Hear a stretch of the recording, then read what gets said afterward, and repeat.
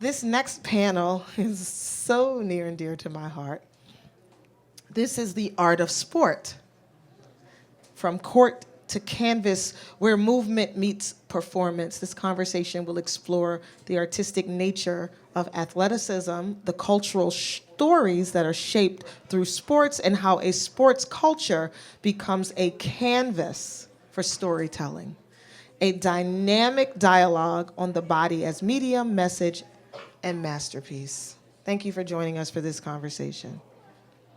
I will be introducing our panelists first, and then I'll introduce our moderator. Reginald Thomas is a Baltimorean who is currently the photographer for the San Antonio Spurs.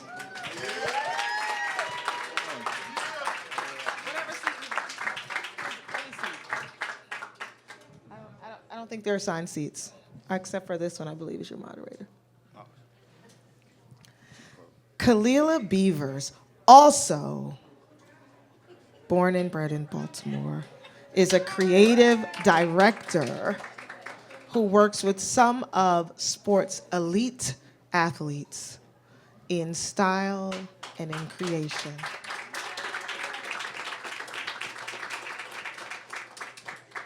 Sam Brand is the executive director of the Sanctuary. And if you have not seen what Sam Brand is doing there, you need to see the way that he is building up the next generation of athletes into a holistic endeavor so that we're turning out not just top-notch athletes, but top-notch humans. I happen to have a child who just got his master's degree and his undergraduate degree on a full ride in college on a D1 basketball scholarship, and he played for Sam Brand. So, come on in. Anyone you want except this one, which I believe is your moderator. And Rudy Gay, an NBA veteran, entrepreneur, and media personality, also from the greater Baltimore area. What do we do in Baltimore? This is the type of stuff we produce. Come on, Rudy.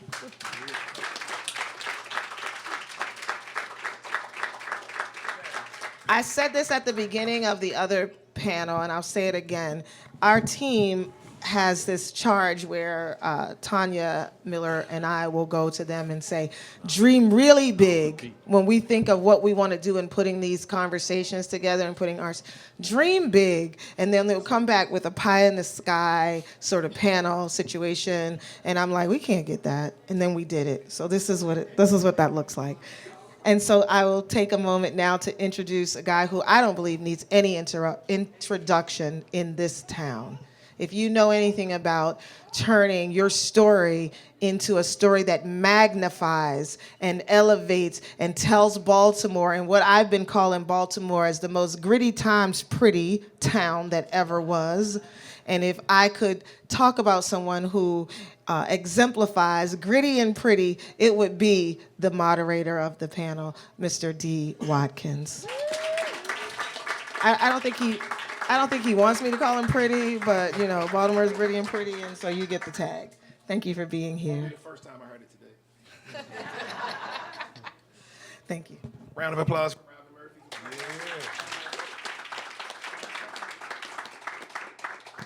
Yeah. All right, bet we back in action.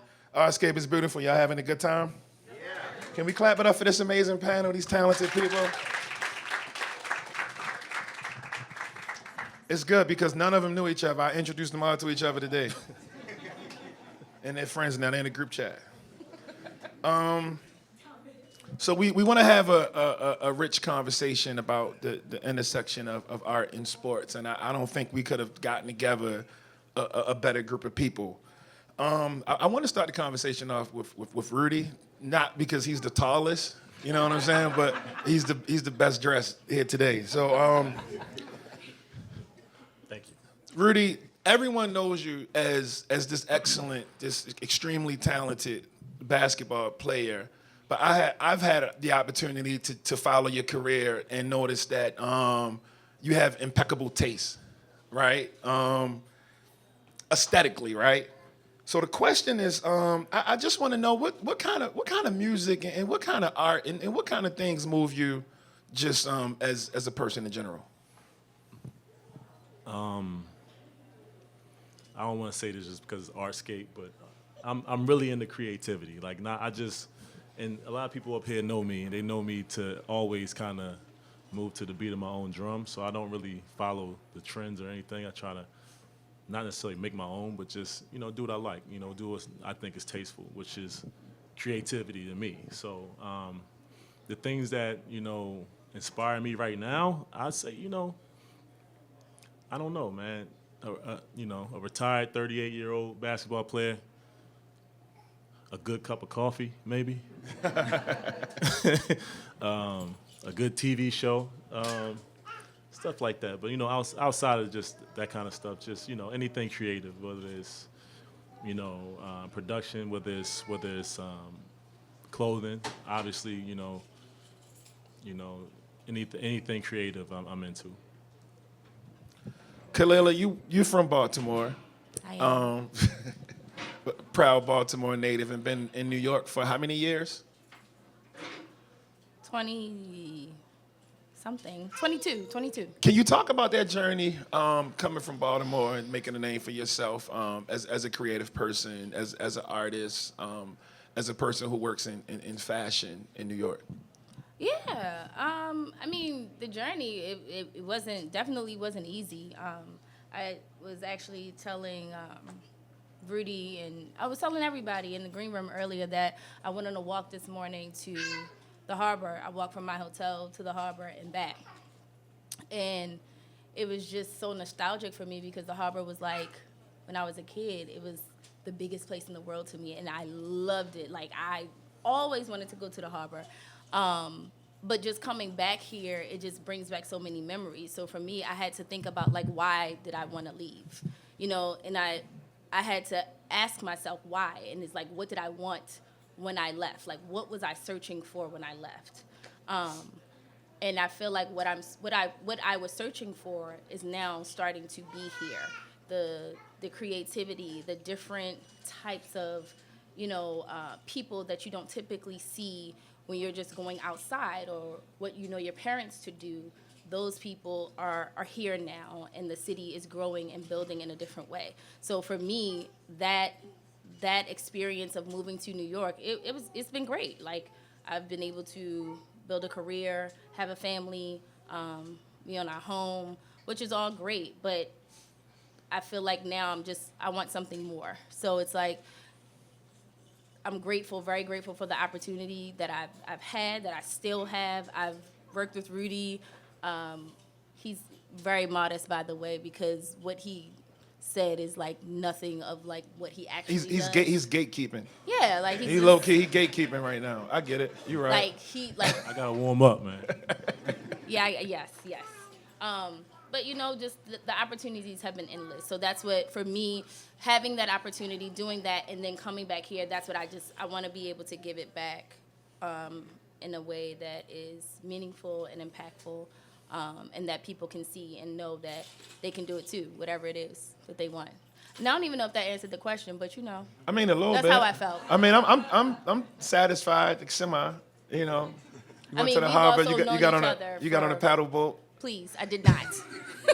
We've known each other for a very long time. We went to high school together, so also the exchange is hilarious. One thing we have in common is that in our neighborhoods, we didn't know anyone who worked in the professions that we currently work in. And I think one thing about being an artist from this city is you have to create your own lane in art and sports, right? Mm-hmm. So Reggie has a non-traditional path from coming from Baltimore and being at the city paper to getting to the San Antonio Spurs. So can you kind of talk about how you began that journey? Because I don't know if you know this or not. Reggie's he's an excellent basketball player. If it's a game going on and I'm not around, you just pick Reggie up. No, I'm joking. Reggie's better than me. But can you talk about that journey and that path?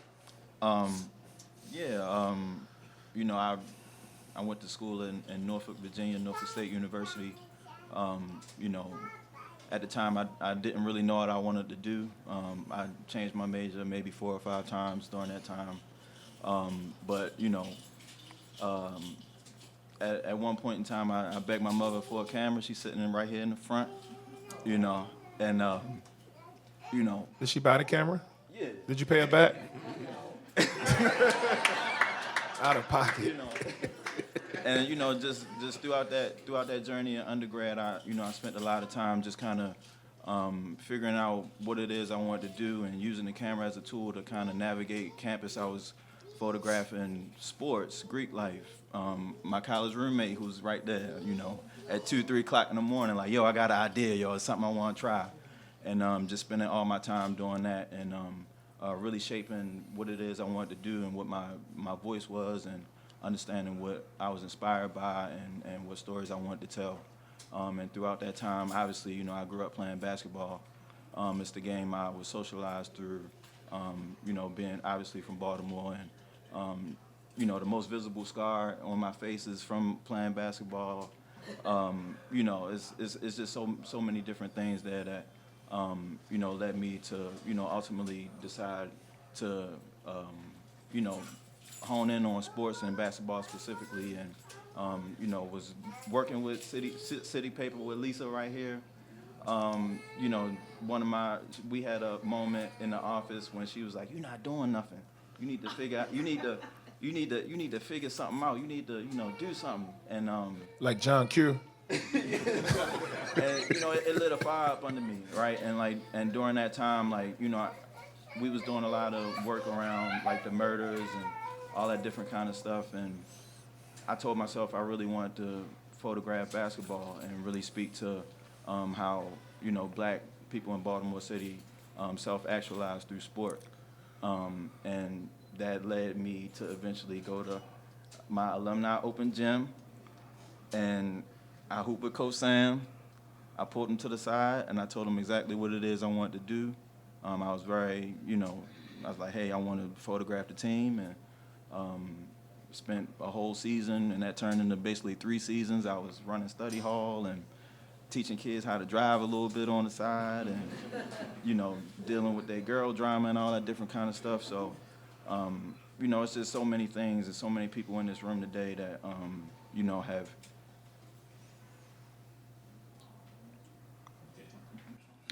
Are you good, bro?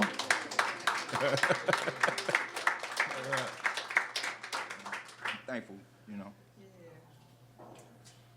Love, man. So there's a lot of connections on this stage. Kalila works with Carmelo, and me and Sam work with Carmelo on different things. And Sam actually was coaching Poly. He started coaching Poly the year as soon as Reggie graduated, right? But Sam, you know, was the coach who, you know, gave Reggie the freedom to shoot whenever, right? Like he was cool. So Sam, you work with young people, and you work with a whole lot of athletes, and I know you see the artistic energy, and I know a lot of what we don't talk about in basketball is image, right?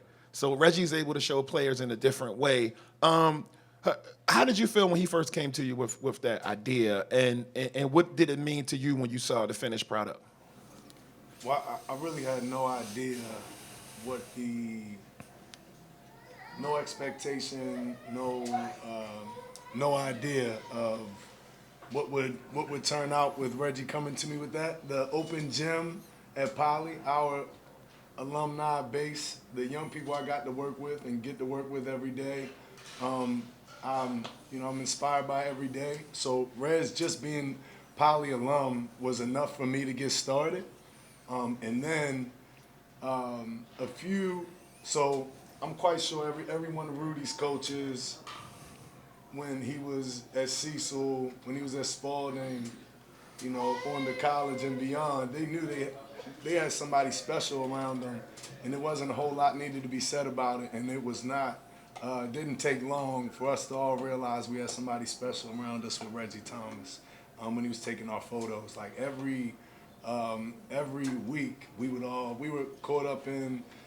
So we had won our first city championship right before Reggie started taking photos of us, And we had never even been to the city championship game in 100+ years of the school being in existence. And then the next year I told Reggie, like, we're gonna be even better next year. And then even better the year after that. And the thing that we focused on as much as our next game was what was the next set of photos coming from Reg, like for real. And so, you know, his art, you know, I felt that he was inspired by what we were building, but we were all inspired by what he was building as well. And I'm just forever grateful that, you know, we could have played a small part in his journey. But in the end, I mean, I felt like, you know, I felt like we had this photo essay that told the story that was so much deeper than just a basketball championship. And I don't know if we could have done it any other way.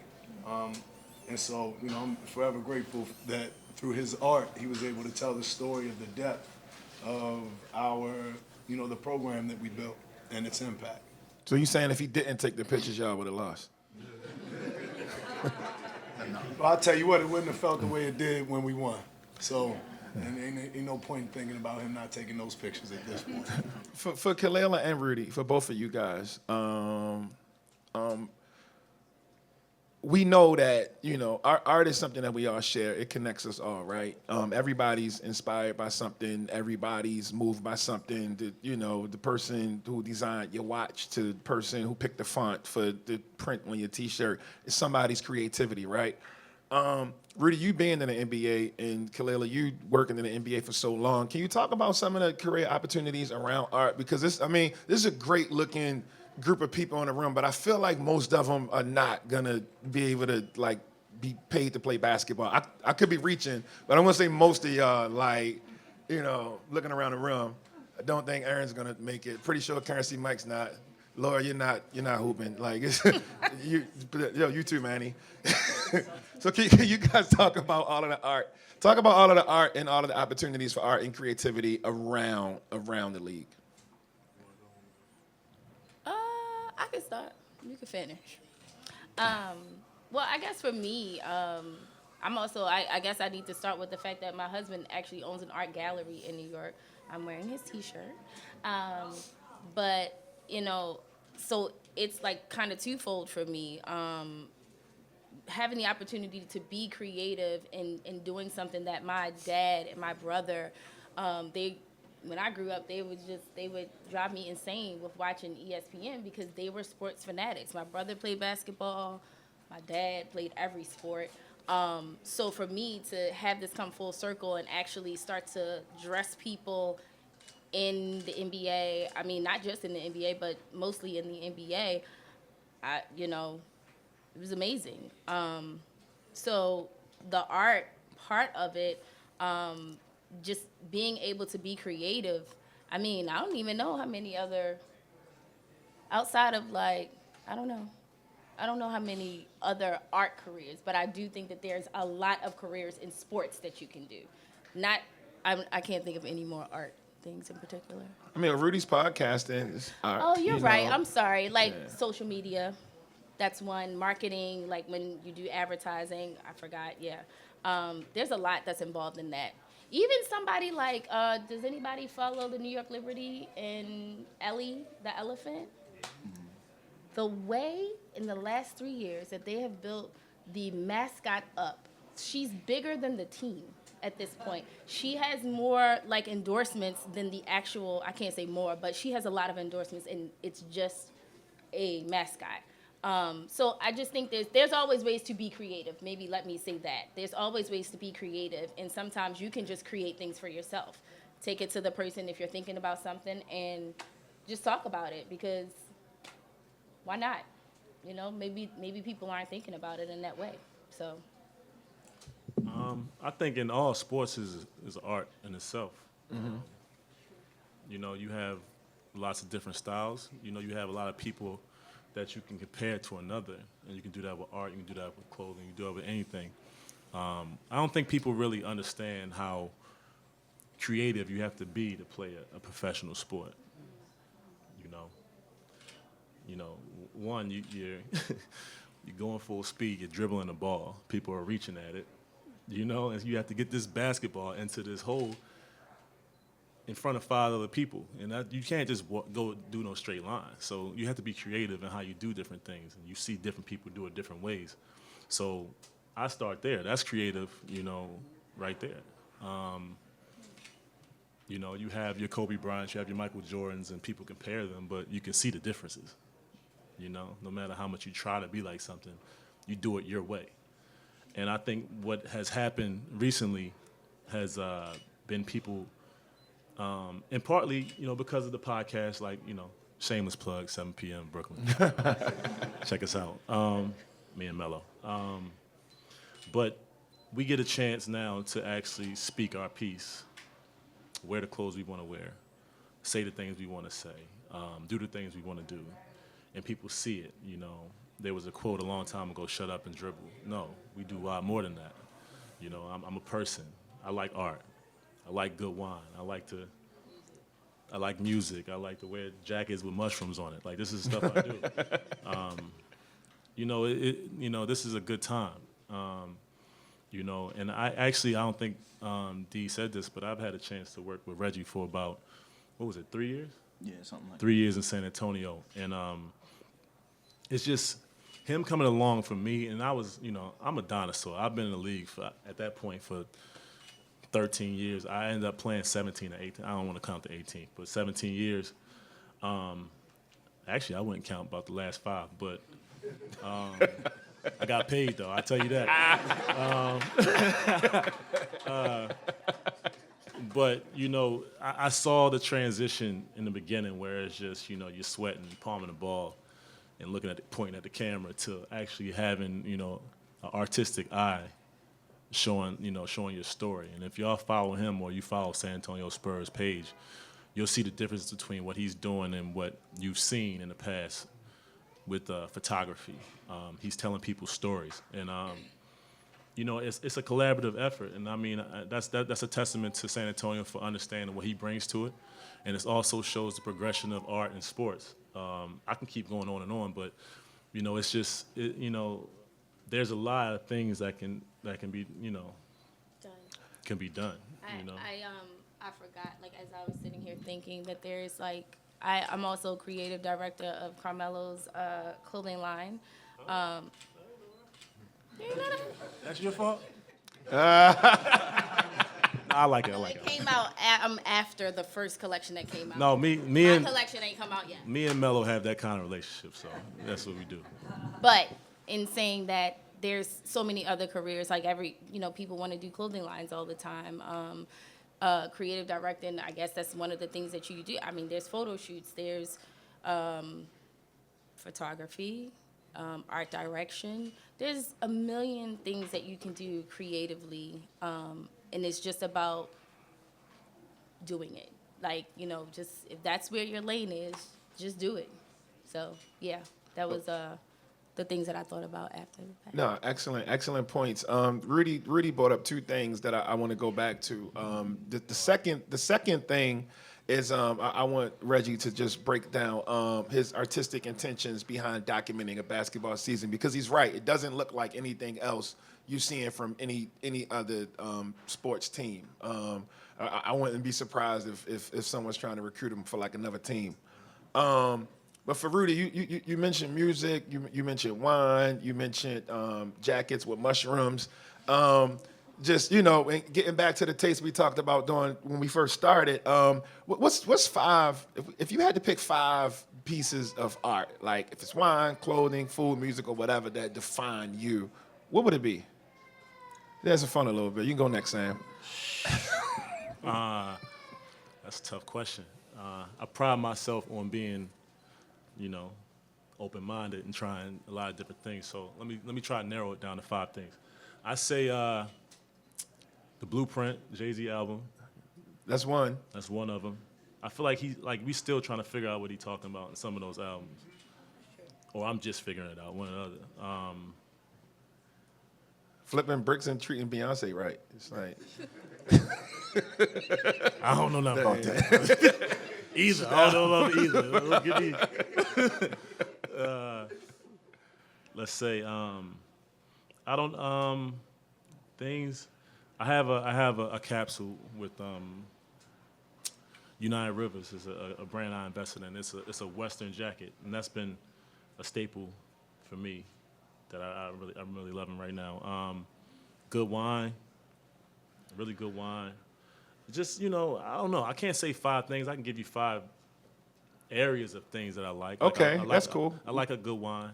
I like a really a really well-fitting pant. That's how you know I'm getting old. And a good drive. Drive home at night. I love that, and just play music. I just love doing that. It just, for some reason, it just mellows me out, and I think that's pretty much it.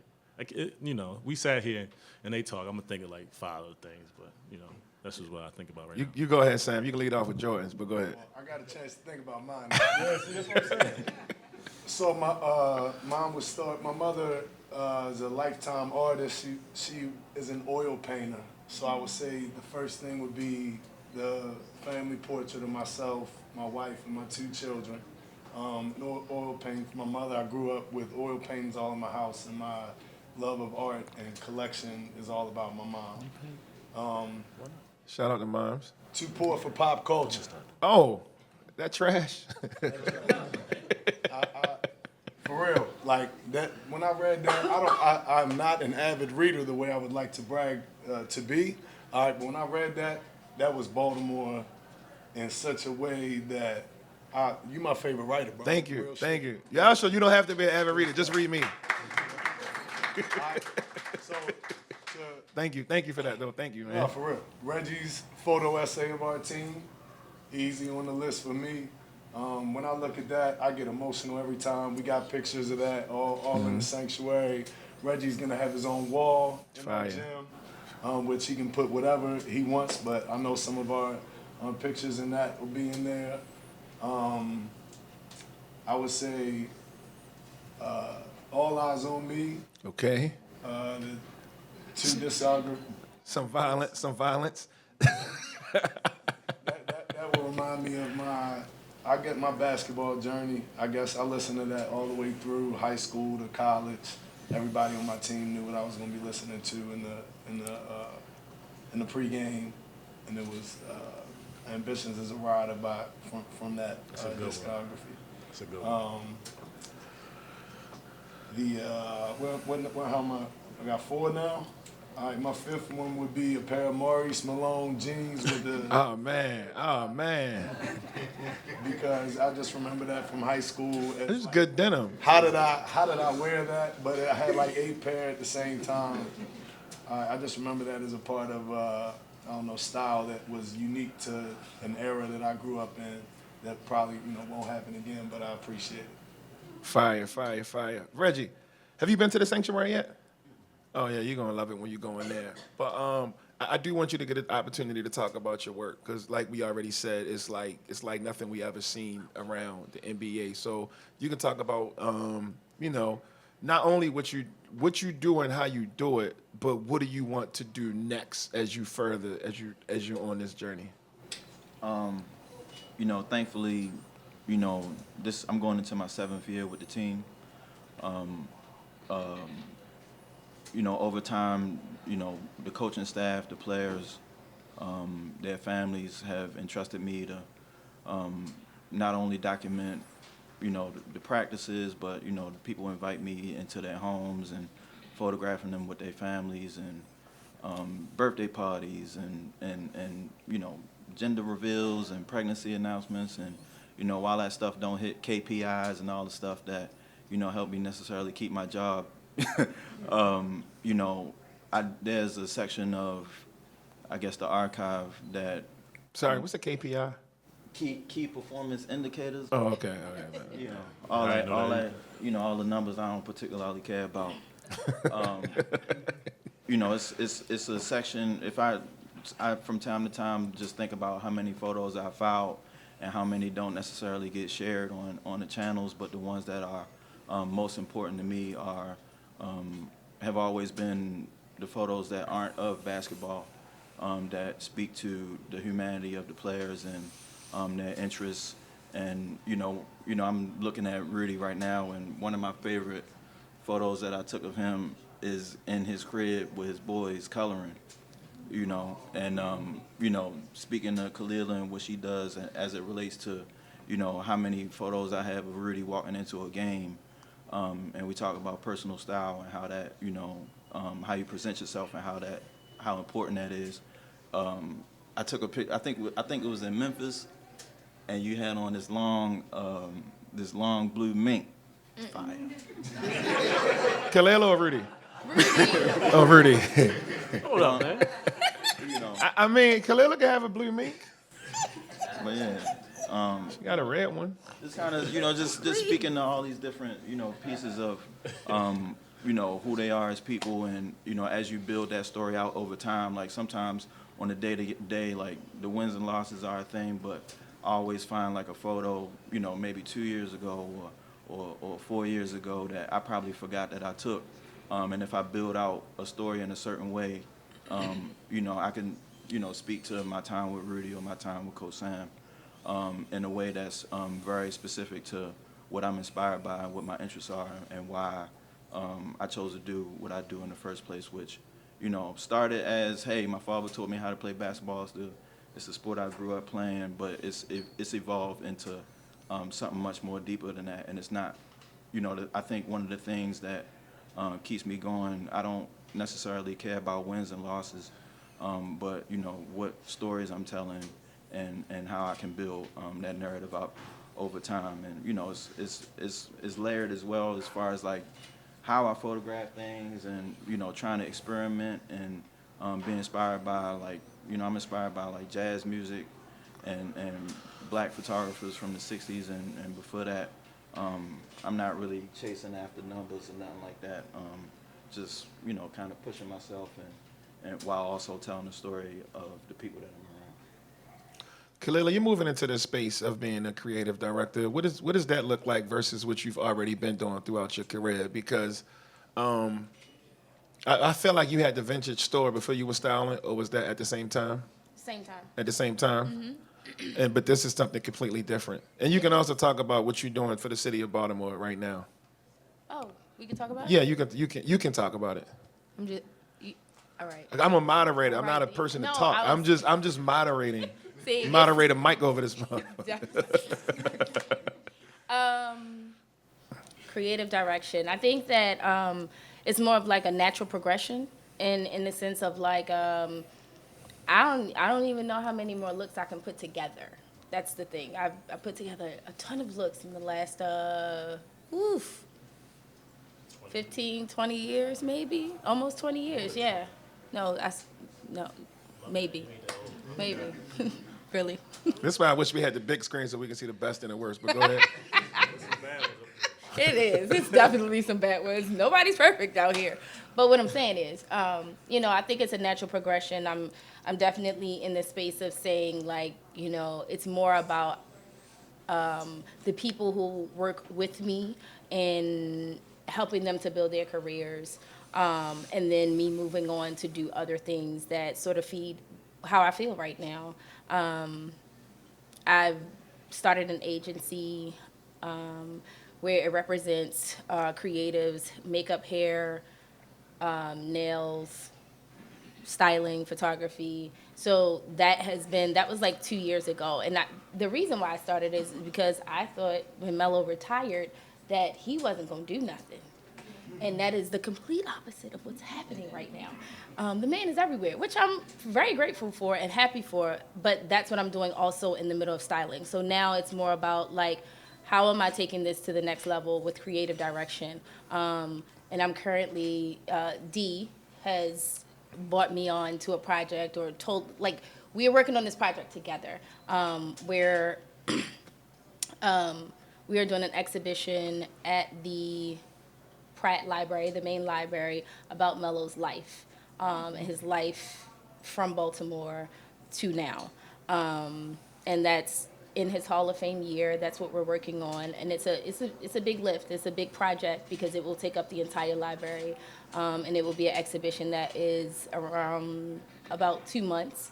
But also building out programming and making sure that the community is just involved and gets something from it. So that is where, creatively, things are flowing for me.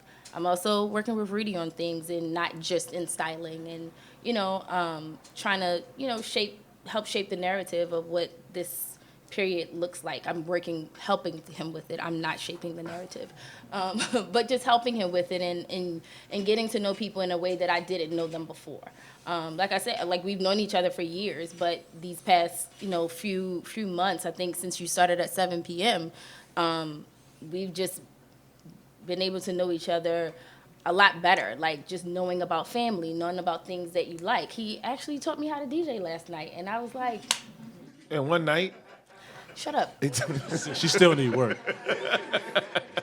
it's an amazing teacher. And one night, What I'm saying is, Damn. I've been wanting to do it for a while, and then he actually said, well, just come over and I'll show you what to do. And then, he just took over. He took over, and I was just dancing. But, it was great. I was just dancing. I don't know. But, yeah, that's where it's taking me. Yeah, that's my direction at the moment. And I wanted to continue to grow. There's so many things that I want to do. So, yeah. Rudy, you're newly retired. But not retired. Obviously, you'll do other things. Yeah, I was about to say. Newly retired from basketball. You have a unique opportunity to redefine or dive deeper into your creative self. Yeah. What are some of the things we can look forward to from you? Give me Please say an album. R&B though. Nah. I quit that. Like I said, my collaboration with United Rivers, 7 p.m. in Brooklyn, obviously. Blackstock and Weber, which is a loafer brand that I partnered in. Restaurants. We have restaurants. I think we're going to bring one to Baltimore at some point. Absolutely, we need it. Yeah. Music. Music. Oh yeah, DJ. She just said that. I don't know. With me, it was I don't know. I have kids. I have two young boys, and I just always, I grew up, and sometimes in society, you get scared away from doing things that you might be interested in, and I'm an advocate of how do you know if you like it if you don't do it, except when it comes, drugs and stuff. But kids, don't do drugs. You might like that too much. I just want to be creative. You want to try things, like I said, in society, it scares you from doing things sometimes. It keeps you in a little box, and I never wanted to be in that box. I always wanted to try things, and I took him hunting one time. Yeah. And this is something I just started doing. It's I woke up one day, I was like, well, I'm in Texas, let's go hunting. Reggie what you mean, man? I said, look, let's just do it, right? I ain't know Reggie kill animals. The thing is, we didn't kill anything, so it really was just us hanging together with guns. So we were the National Guard for the night. But just trying things and being able to travel, also try things when you travel, and just being open-minded, man. It's really especially being being a black man in America, a lot of things people expect from us to just like these things or do these things. I encourage everybody to just try things, think outside of what you're used to. The next question is going to be for Sam, but we have to say goodbye to Kalila because she has a train to catch. So clap it up for her. Clap it up for her. Thank you, everyone. And I just have to say, I gave my husband Oh, watch yourself. Please don't fall. Please don't fall. I will laugh. Oh, actually, if you do, just let me record. Right. Also, she did Met Gala like a week ago. Clap it up for her, man. She really outside. Hey. So Sam, can you talk about the sanctuary? And it's a beautiful space. It's a beautiful space. It's an excellent idea. You're doing so many great things for so many young people. But talk about that space and just talk about like some of your experiences since it's open. Just let everybody know what's.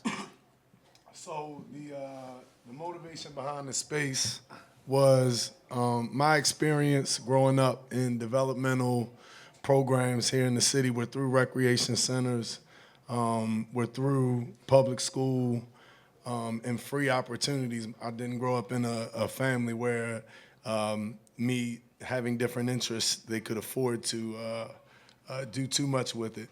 So I grew up learning basketball in neighborhood rec centers and going to public school. And through that, developed all my friends, and many of us went on to change the dynamics of our families through the pursuit of college scholarship and being able to go to college and play basketball from what we learned in those free programs. I eventually went on to play at Morgan, coach at Morgan, and then earn a math degree, a master's in math ed, all through the starting of the development in those programs. And so many of my friends got to change their life through that as well, whether it be through basketball or other ways. And as a public school coach, we have reached like the pinnacle of what you could do in public school sports. We were on our 4th straight state championship when the pandemic hit. But I felt I was spending a bunch of my time fighting antiquated institutions that were making our young people not be able to pursue that same access to college scholarships simply because they were in public school. And as I looked further into it, as I was always taught to do, I saw that the developmental opportunities outside of public school through like BNBL, where I grew up, as a league playing in which each neighborhood in the city would have a team that represented their neighborhood and their local rec. We had a whole development system here that supported basketball as an art form, because in our city, as Rudy put so well, it is an art for us. It has been forever. And what can ruin art is the profit motive. And the profit motive has taken over the art of the development in our sport, and it's changed the culture of what we tell our young people that it means to develop and pursue excellence in basketball at the developmental levels. And it's actually taken access away from the same communities that have made this game a global game with the interest that has produced the money making from it. So now that this has happened, how are we going to take it away from young people in our city, in cities like Baltimore? So I say that to say we started a nonprofit as maybe a year after the pandemic hit to create programming to gain that accessibility back. We just opened a space. Like during that time, I literally took my teaching retirement money. I don't think it was the same as this guy got when he retired, probably.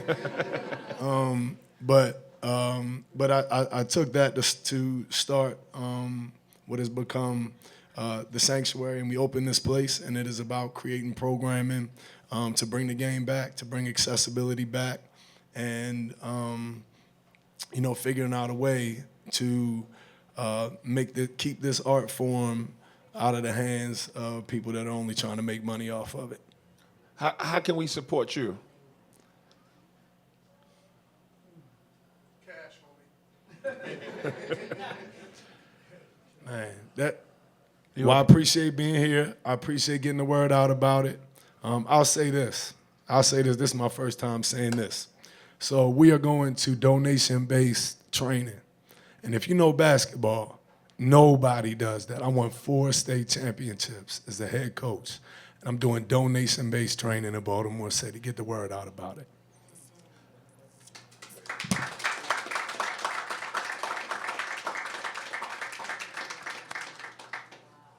Reggie, you mastered photography. You've mastered photography. We give flowers. I see you stepping over and painting and experimenting in different mediums. I wanted to know, what else can we expect from you?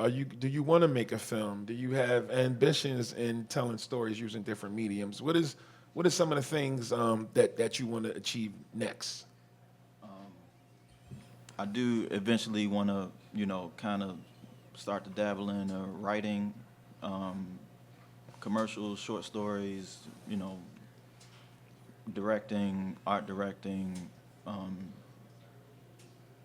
world building. Really, it's no limit to how you can tell a story. It don't have to just be still photography, like you said. Like I set up a tarp in my apartment, and when I feel like it, I call myself painting.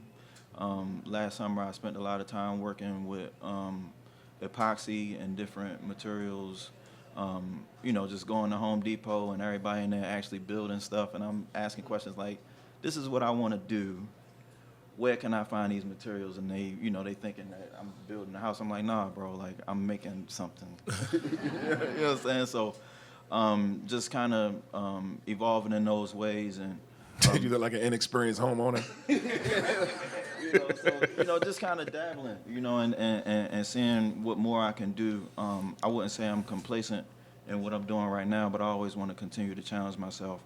And I also want to, work on bigger productions where I'm executing on ideas and creative decks and stuff like that, because a lot of my work that I'm doing right now with the Spurs is rooted in me just being a fly on the wall, which is great. I feel like I'm strong at being quiet and just observing, but I also want to be a part of teams that have dedicated roles, and we are committed to executing a vision.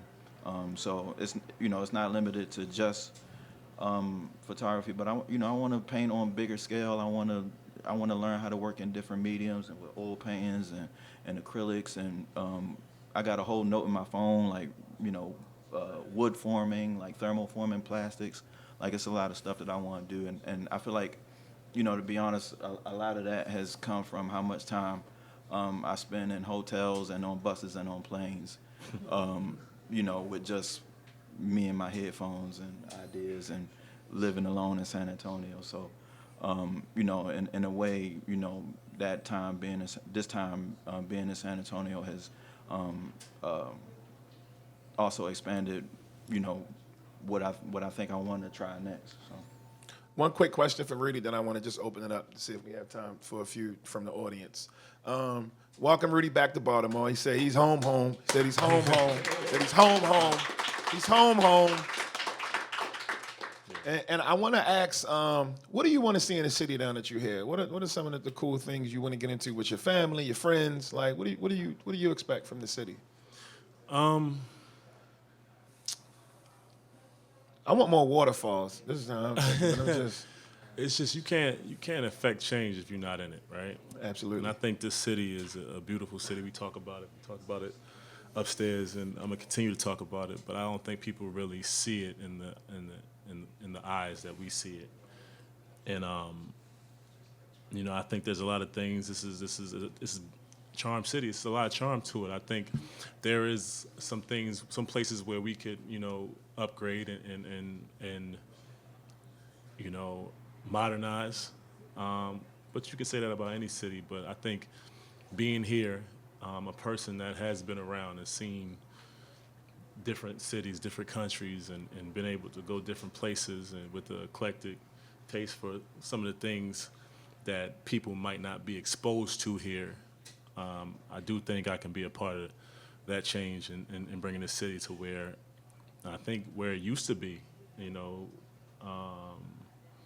I don't know if y'all know the history, but where it used to be, maybe, 70s, 60s, 70s? So, I think this city is beautiful. I have a lot of family here. I don't have to use my navigation as much. I still do, though. But like Reggie in San Antonio. yeah. Nah, he home there now, bro. He only had an accent no more. But you know, this city is just is prime. It's prime. It's ready. It's ready. And I think you know, with the right people, I think the people on this panel definitely, and you do 2D, really should have a part in trying to bring the city up to where it used to be. Round of applause for your brilliant panel. Thank you. Thank you guys. Thank you guys for having me.